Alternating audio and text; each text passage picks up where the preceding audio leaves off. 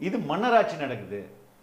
ஒரு ஒரு ஒரு பிறப்பாலேயே ஒருத்தர் வந்து முதல்வராகிறத நம்ம ஏற்றுக்கொள்ள முடியாது அப்படின்றாரு. 2026 பிறப்பால் ஒருவர் முதல்வரானார் என்பது நடக்கக்கூடாதுன்ற விஷயத்தை ஆதவர்ஜுன் அவர்கள் பளிச்சென்று பேசியது தான். நான் இதெல்லாம் ரொம்ப வரவேற்ற அம்சங்கள். அவர் சொல்வதுதான் சரி. இதை இன்னும் சொல்ல போனால் தமிழகத்தில் இருக்கக்கூடிய அத்தனை கட்சிகளும் இதை பேச வேண்டும் என்கிறேன். விஜய் பேசினதுல ரொம்ப 2 முக்கியமான கருத்தை மத்திய அரசு பேசினாரு, மாநில அரசு பேசினாரு.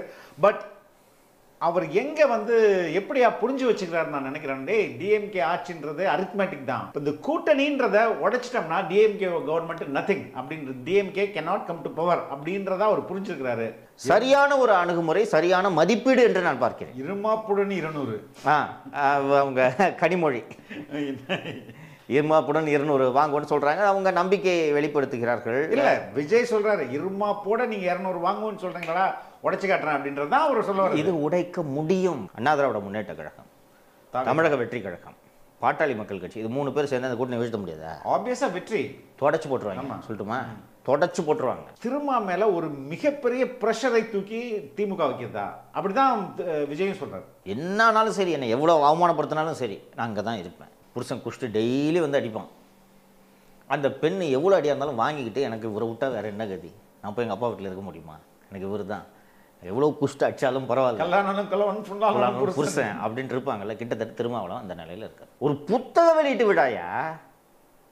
என்ன பகவத்கீதையா வெளியிடுறாங்க? நான் கேட்குறேன், பகவத்கீதை வெளியிட்டா கூட எப்போ அது சனாதன புத்தகம் பாது, நான் போக மாட்டேன்ட்டு சொல்லலாம். அம்பேத்கர் புத்தகம் உங்களை வாசலில் நிற்க வச்சு 2 சீட் எடுத்துகிட்டு ஓடுன்ட்டு தானே உங்களை ட்ரீட் பண்ணுறாங்க. அப்படி இருக்கும் பொழுது நீங்கள் எப்படி நடந்து கொள்ள வேண்டும்? ரொம்ப வெளிப்படையாகவே சொல்கிறார். ஒரு தம்பி பாட்டாளி மக்கள் கட்சி போல நாங்கள் நடந்து கொள்ள வேண்டும்ன்றார். அதில் என்ன தப்பு?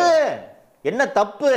முழுமையாக அவர் மீது இத்தனை ஆண்டுகளாக சமூகம் வைத்திருந்த மரியாதையை திருமாவளவன் அவர்கள் இழந்து விட்டார். அதற்கு என்ன காரணம் என்பது திருமாவளவனின் மனசாட்சிக்கு தான் தெரியும். தனக்கு எதிராக பேசியதாக கூறப்படுற ஆதவர்ஜின் மேலும் நடவடிக்கை எடுக்கிறார்.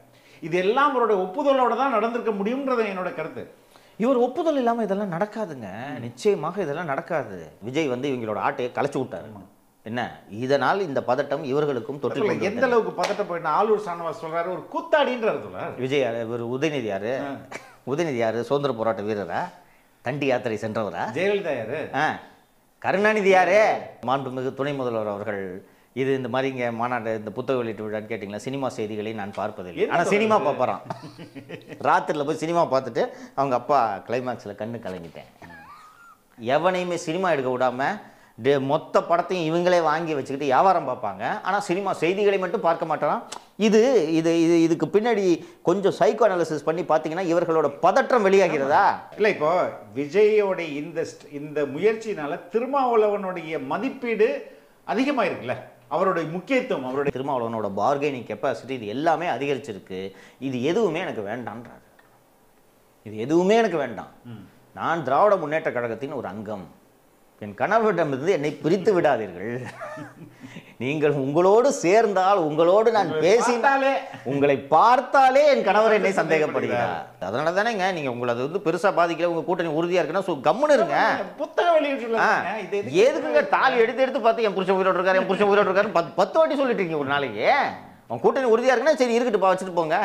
விஜய் முதல்வராகும் கனவு என்பது லாட்டரி விழுவது போன்றது அப்படின்னு சொல்றாரு. அந்த லாட்டரிக்காரங்கிட்ட பணத்தை வாங்கி தானேங்க இவங்க எலெக்ஷனே சந்திச்சாங்க. மார்ட்டின்கிட்ட பணம் வாங்காத கட்சியே கிடையாதுங்க. ஒரு கட்சி பாக்கி இல்லாம வாங்கியிருக்கு. இவங்க இடதுசாரிகள் திமுக கிட்ட 25 கோடி வாங்கினாங்கன்னா என்ன திமுக பாக்கெட்ல இருந்து எடுத்து கொடுத்துச்சு, மார்ட்டின்ட்ட வாங்கி கொடுத்துச்சியா? யோக்கிய மாதிரி பேசுறீங்க. அதையும் சொல்ல, மார்ட்டினுக்கும் திமுக உள்ள கனெக்ஷனையும் சொல்ல. கனெக்ஷன் நீங்க பேசி தானே ஆகணும். ஒயிட்லேயே இவ்வளவு கொடுத்துருக்காருன்னா 1150 கோடி கொடுத்துருக்காரு சபரீசன்ட்ட, தெரியுமா? மார்ட்டின் சபரீசனுக்கு கொடுத்த தொகை மட்டும் 1150 கோடி ரூபாய் 21 தேர்தலுக்கு. அதையும் வாங்கி வச்சுட்டு விரட்டி விட்டாங்க. ஆதவர்ஜுன் அப்புறம் சும்மா விடுவாரா? உங்க கூட்டணிக்கு வேட்டு தான் வைப்பாரு. ஆதவர்ஜுன் தான் யாரு? அவரை பத்தி என்கிட்ட கேட்குறீங்க? சேகர் பாபு. ஆதவர்ஜுன் யார் என்பது சபரீசனிடம் சென்று கேளுங்கள், தெரியும். 550 கோடி வாங்கியிருக்கிறீங்களே, ஒயிட்லேயே வாங்கியிருக்கிறீங்களே, உங்களுக்கு அப்போது தெரியலையா மார்ட்டின் யார், ஆதவர்ஜுன் யார் என்பது அப்போது உங்களுக்கு தெரியவில்லையா? இது திமுகவோட டிஎன்ஏலே இருக்கிறது இந்த துரோக புத்தி. திரும்ப உண்மையிலேயே லீடராக இருந்தாருன்னா ஆதவர்ஜுனும் நீக்கணும். ஏன் ஆதவர்ஜுன் பொருத்தமில்லாத இடத்தில் பேசுகிறார்னு சொல்லிட்டு திரும்ப மீண்டும் கிட்டத்தட்ட மன்னிப்பு கேட்கும் துணியில் பேசுறாருங்க.